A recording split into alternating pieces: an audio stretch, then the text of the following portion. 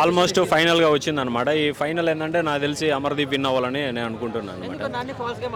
అంటే అంటే ఎవరి ఒపీనియన్ వాళ్ళకు ఉంటుంది కదా. అంటే పల్లవ్ ప్రశాంతే గెలవాలని రూల్ ఏం లేదు కదా. అంటే అమర్దీప్కి ఫ్యాన్స్ ఉంటారు కదా. అంటే మేము ఎడ్యుకేటెడ్ పీపుల్గా మేము ఫ్యాన్స్ అనమాట.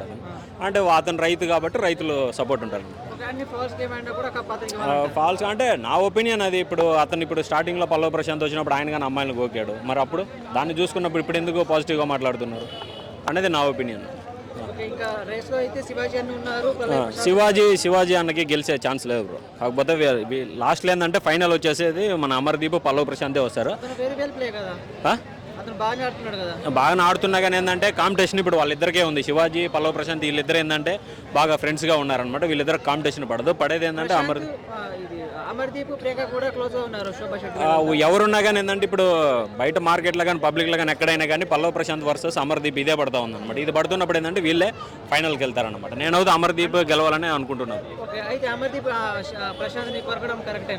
కొరకడం కరెక్టే అంటే అదేమి పక్కా 100% జరిగేది కాదు కదా బ్రో.